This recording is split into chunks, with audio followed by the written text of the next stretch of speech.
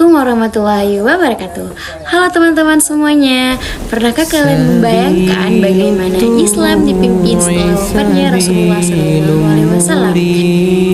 Pada masa itu muncul 4 pemimpin yang hebat, yang dimana keempat pemimpin itu dikenal sebagai Khulafaur Rasyidin, yaitu ada Abu Bakar As-Siddiq, ada Umar bin Khattab, ada Utsman bin Affan, dan Ali bin Abi Thalib.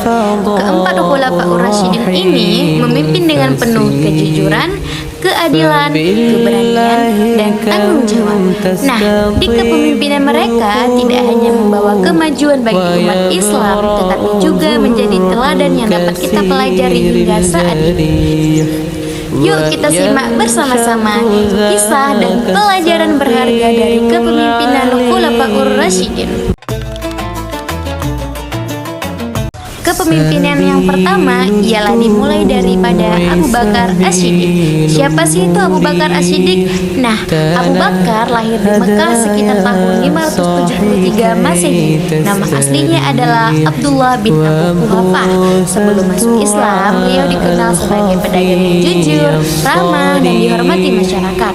Abu Bakar merupakan sahabat terdekat Nabi Muhammad SAW dan termasuk orang yang pertama kali dalam memeluk ajaran Islam dari kalangan laki-laki dewasa, karena selalu membenarkan perkataan Nabi, yang dimana sehingga beliau mendapat gelar yang bernama As-Siddiq, orang yang selalu membenarkan.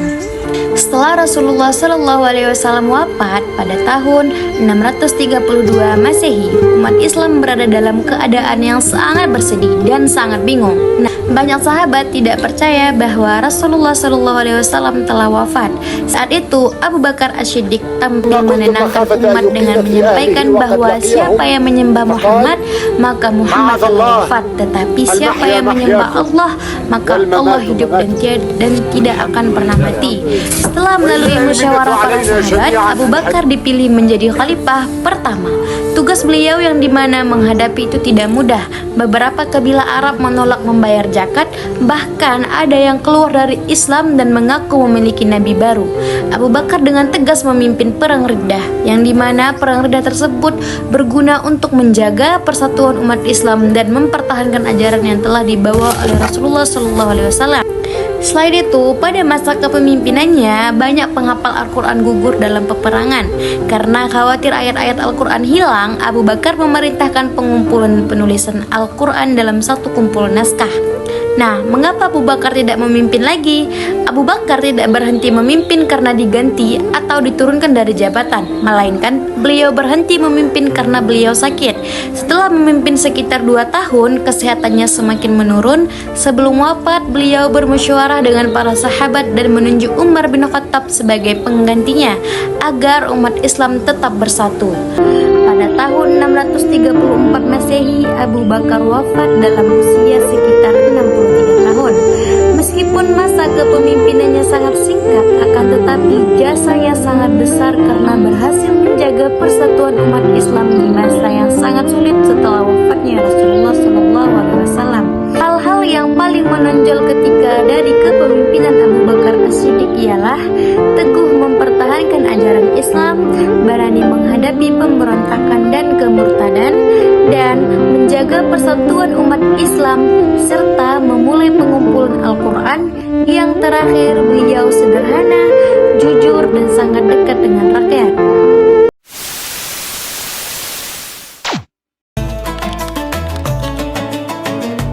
Baiklah, kita bakal masuk ke kisah yang kedua tentang Khulafaur Rasyidin, yaitu kisah kepemimpinan Umar bin Khattab.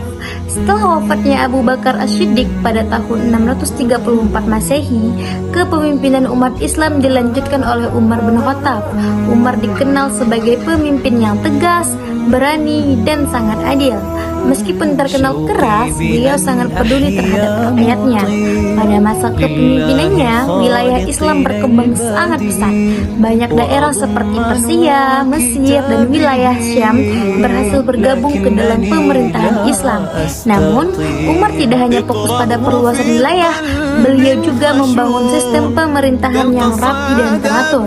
Umar membentuk lembaga peradilan, mengatur keuangan negara, menetapkan kalender hijriah, serta mengawasi para pejabat agar tidak menyalahgunakan kekuasaan.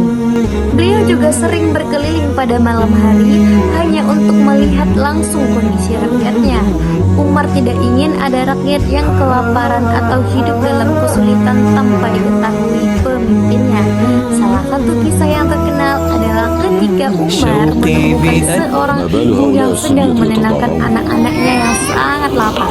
Saat mengetahui hal itu, Umar langsung memikul sendiri karung gandum dari Baitul Mal dan mengantarkannya ke rumah keluarga tersebut.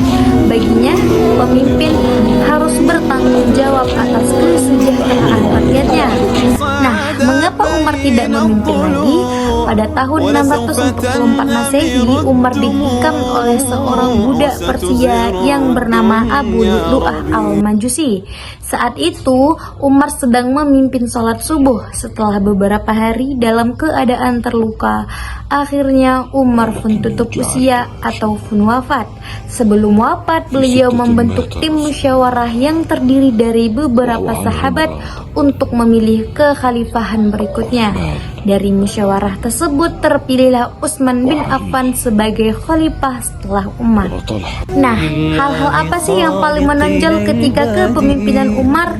Yang dimana hal-hal yang paling menonjol ialah Umar sangat adil dalam memimpin, memperluas wilayah Islam secara besar-besaran, membentuk sistem pemerintahan yang teratur, menetapkan kalender hijriah, peduli terhadap rakyat dan hidup sederhana, yang terakhir tegas terhadap pejabat yang menyalahgunakan jabatan. Nah, karena keadilan dan ketegasannya lah Umar pun tetap sering dikenang sebagai salah satu pemimpin yang paling sukses dalam sejarah Islam.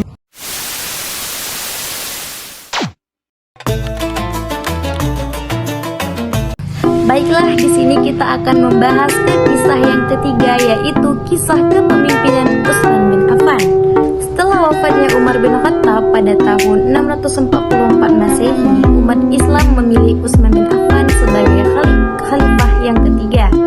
Utsman dikenal sebagai sahabat yang sangat dermawan, lembut, dan memiliki akhlak yang mulia.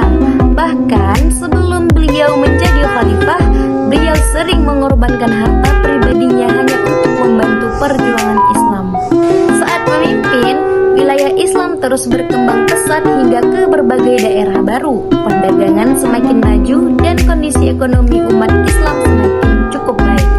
Utsman juga membangun serta memperbaiki berbagai sarana untuk mendukung kehidupan masyarakat. Prestasi terbesar Utsman adalah menyatukan bacaan Al-Quran.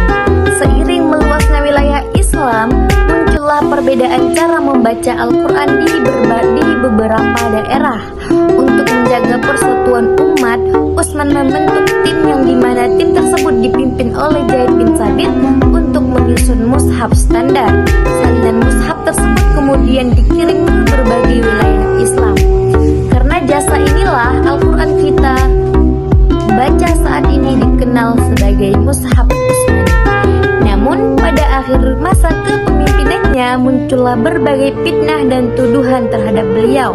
Beberapa kelompok tidak puas dengan kebijakan pemerintahan dan mulai melakukan pemberontakan. Meskipun mendapat tekanan, Utsman memilih menghindari pertumpahan darah antar sesama muslim. Mengapa Utsman tidak memimpin lagi?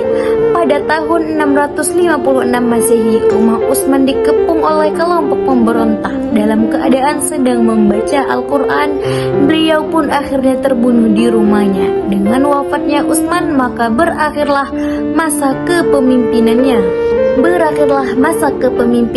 setelah sekitar 12 tahun lamanya menjadi khalifah. Nah, hal-hal apa aja sih yang paling menonjol dari kepemimpinan Utsman?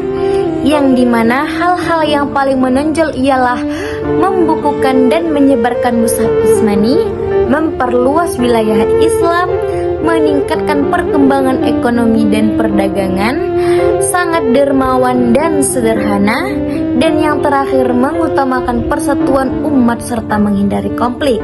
Walaupun akhir masa pemerintahannya diwarnai fitnah dan konflik, jasa terbesar Utsman bin Affan dalam menjaga keaslian Al-Quran tetap dikenang oleh umat Islam hingga sekarang.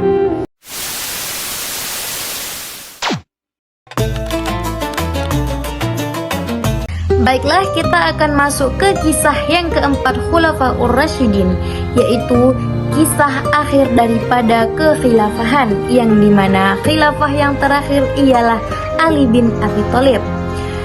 Setelah wafatnya Utsman bin Affan pada tahun 656 Masehi, umat Islam menghadapi situasi yang cukup sulit karena munculnya perpecahan dan konflik internal. Di tengah kondisi tersebut, Ali bin Abi Thalib dipilih menjadi khalifah yang keempat. Ali adalah sepupu sekaligus menantu Rasulullah SAW. Beliau dikenal sebagai sosok yang sangat cerdas, berani, sederhana, dan memiliki ilmu yang sangat luas. Sejak muda, Ali selalu berada di sisi Rasulullah SAW dan ikut dalam banyak peristiwa penting dalam sejarah Islam. Saat menjadi khalifah, tantangan terbesar Ali bukanlah menghadapi musuh dari luar, melainkan menjaga persatuan umat Islam yang sedang terpecah. Terjadi beberapa konflik internal seperti Perang Jamal dan Perang Siffin. Meskipun menghadapi banyak tekanan, Ali tetap berusaha menyelesaikan masalah dengan adil dan bijaksana. Ali juga dikenal sebagai pemimpin yang sangat sederhana. Beliau tidak hidup mewah meskipun menjadi khalifah.